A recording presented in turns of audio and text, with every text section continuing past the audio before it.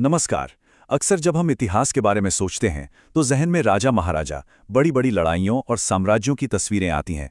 लेकिन क्या हो अगर मैं कहूं कि असली कहानी इन सब में नहीं बल्कि पहाड़ों, नदियों और मैदानों में छिपी है। जी हाँ, आज हम यही समझेंगे कि कैसे भारत के भूगोल ने यानी उसकी जमीन ने उसके प्राचीन इतिहास की पूरी पटकथा लिखी। जब हम इस नक्शे को देखते हैं तो हम सिर्फ जमीन के टुकड़े या पानी नहीं देख रहे होते। असल में हम अपनी कहानी के मुख्य किरदारों को देख रहे होते हैं। उत्तर में वो आसमान छूते हिमालय, बीच में वो विशाल और उपजाऊ मैदान और दक्षिण में वो लंबी तटरेखा। और यही आज के हमारे विश्लेषण का सबसे बड़ा आइडिया है कि भूगोल ने सिर्फ भारत के इतिहास पर असर नहीं डाला, नहीं, उसने तो एक तरह से इसका पूरा का पूरा ब्लूप्रिंट ही तैयार कर दिया था। तो चलिए इसमें थोड़ा और गहराई से उतरते हैं। सबसे पहले उस स्टेज को समझते हैं जिस पर यह पूरी कहानी खेली गई। भारतीय उपमहाद्वीप बहुत बड़ा है, दुनिया का लगभग 2.5% हिस्सा। लेकिन सच कहूं तो इसके साइज से भी ज्यादा जरूरी है इसकी डाइवर्सिटी, इसकी विविधता।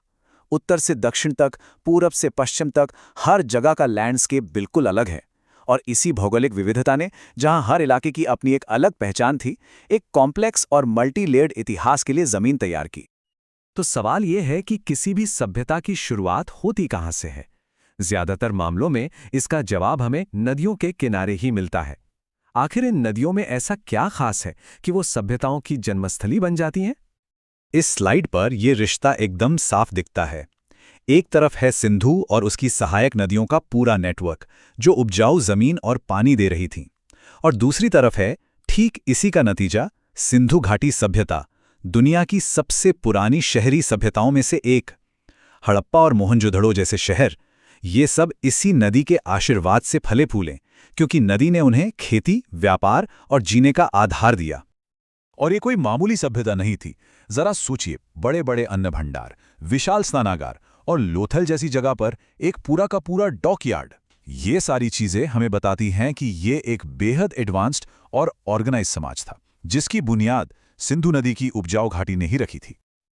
अब कहानी सिंधु से आगे बढ़ती है और भारत के दिल की तरफ रुख करती है, यानी गंगा के मैदानों की ओर। ये वो इलाका है जो साम्राज्यों का पावर हाउस बना। अब देखिए, गंगा और उसकी सहायक नदियों ने जो मिट्टी लाकर यहां बिछाई, उसने इस इलाके को इतना ज्यादा उपजाऊ बना दिया कि यहां खेती से बम्पर पैदावार होने लगी।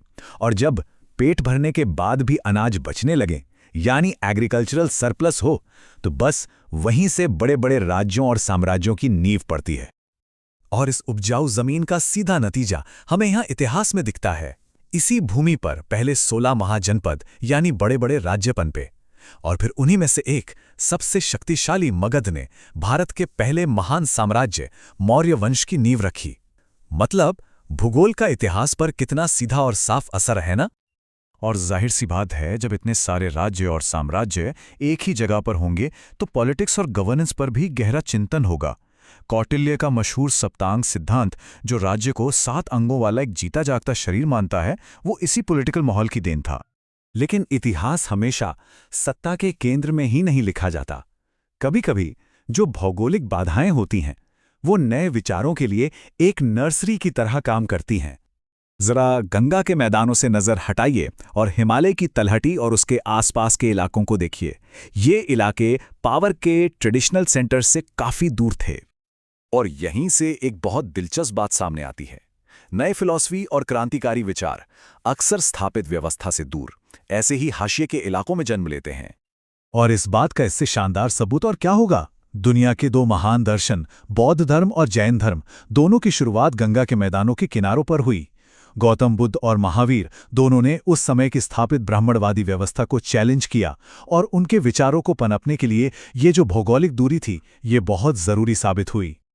चलिए अब अपनी कहानी का रुख दक्षिण की तरफ करते हैं, जहां एक बिल्कुल अलग तरह का भूगोल एक अलग ही तरह की शक्ति को जन्म दे रहा था, और वो थी समंदर की शक्ति। भारत के 7,500 किलोमीटर से भी ज्यादा लंबी तटरेखा ने दक्षिण के राज्यों को एक बिल्कुल अलग मौका दिया। उनकी शक्ति जमीन पर टिके साम्राज्यों की तरह खेती पर नहीं, बल्कि समंदर से होने वाले व्यापार और उस पर कंट्रोल से आती थी। और इसका सबसे बेहतरीन उदाहरण है चोल साम्राज्य। उनकी ताकत उनकी जबरदस्त नेवी और समुद्री व्यापार के रास्तों पर उनके कंट्रोल से आती थी। उनकी जो एडवांस्ड एडमिनिस्ट्रेटिव व्यवस्था थी, जिसमें लोकल कमेटियों को भी काफ़ी अधिकार थे, वो दिखाती है कि समुद्री व्यापार से जो पैसा आया उसने उन्हें एक स्थिर और मजबूत समाज बनाने में भी मदद की। तो हमने देखा कि कैसे नदियों ने, मैदानों ने, पहाड़ों ने और समंदर ने भारत के इतिहास के बहाव को अलग अलग दिशाओं में मोड़ा। ये भूगोल की एक ऐसी विरासत है जो आज भी कायम है। आइए इसे एक बार फटाफट समेटते हैं। सिंधु नदी ने पहले शहरों को जन्म दिया। गंगा के मैदान महान साम्राज्यों का केंद्र बने।